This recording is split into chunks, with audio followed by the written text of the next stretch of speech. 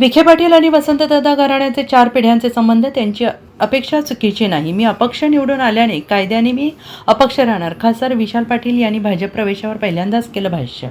मंत्री राधाकृष्ण विखे पाटील यांनी सांगलीतील एका कार्यक्रमात अपक्ष खासदार विशाल पाटील यांना भर सभेत भाजपमध्ये येण्याची खुली ऑफर दिली. याबाबत आता खासदार विशाल पाटील यांनी खुलासा केला आहे.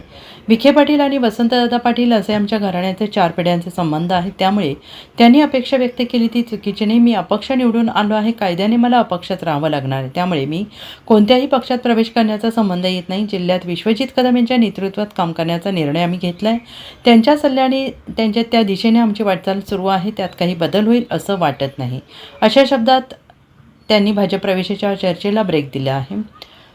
पूर्वी आमच्यात मतभेद, आता फक्त वावड्या उठतात. विश्वजित कदम आणि विशाल पाटील यांच्यात मतभेद असल्याच्या बातम्यांबाबत विचारलं असता ते म्हणाले, पूर्वी विश्वजित कदम आणि आमच्यात मतभेद होते, आता ते नाही, त्यामुळे आता अशा वावड्या येतात आमच्यावर. याच्यावर आम्ही हास्य विनोद करतो.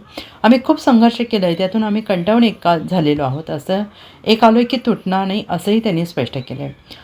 सगळ्यात कमी स्ट्राईक रेट भाजपचा असूनही सत्तेत जाण्याची घाई. विशाल पाटलांची भाजपवर टीका.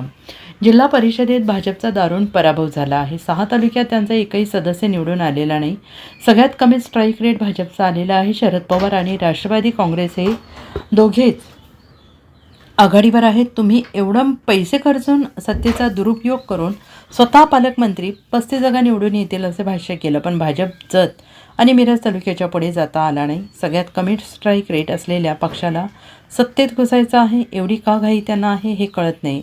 पराभवात जनतेने तुम्हाला दिलेला आहे, स्वीकारा. अशा शब्दात जिल्हा परिषद निवडणुकीच्या निकालावरून भाजपचा समाचार घेतला. शासकीय कार्यक्रम असतात आणि शासकीय कार्यक्रमात जिल्ह्याचं लोकप्रतिनिधी म्हणून त्या कार्यक्रमात आपण जायला लागते.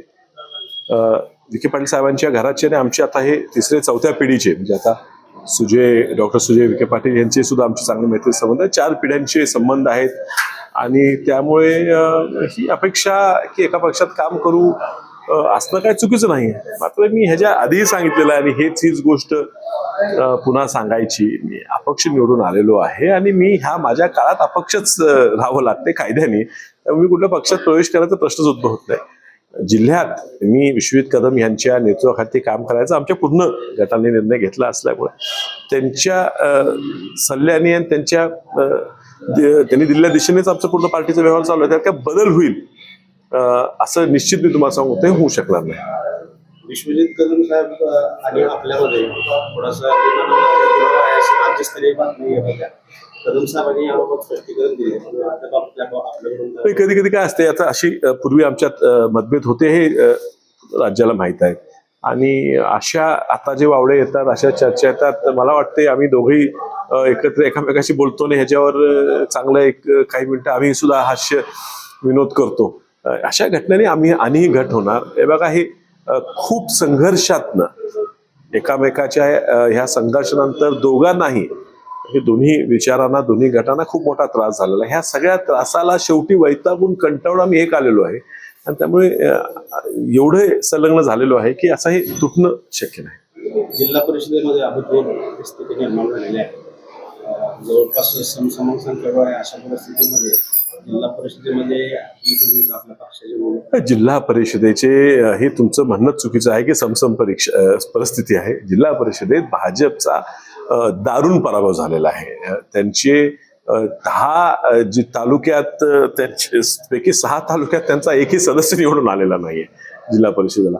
म्हणजे ही त्यांची वाईट परिस्थिती आहे. 16 सीटा त्यांनी निवडून आणू शकल्या. सगळ्यात कमी स्ट्राईक रेट आज त्या पक्षाचं राहिले. अर्थात महापालिकेला सगळ्यात हायस्ट स्ट्राईक रेट हा काँग्रेसचा राहिला होता. आज 2 नंबरचा स्ट्राईक रेट काँग्रेसचा आहे आणि 1 नंबरचा स्ट्राईक रेट हा शरद पवार साहेबांच्या राष्ट्रवादीचा राहिलेला आहे. म्हणजे जिथं जेवढे लढवलं त्यातले किती जिंकलो. ह्याच स्ट्राईक रेटमध्ये महाविकास आघाडीचे 2 घटक पक्ष राष्ट्रवादी आणि काँग्रेस हे 2 आघाडीवर आहेत. भाजप खूप मागे आहे. तर तुम्ही एवढे पैसे खर्च करून, सत्तेचा वापर करून, लोकांपुढे जाऊन स्वतः भाषण करून पालकमंत्र्यांनी की माझे 35 जागा निवडून येणार, ती 20चा आकडा सुद्धा गाठू शकले नाही.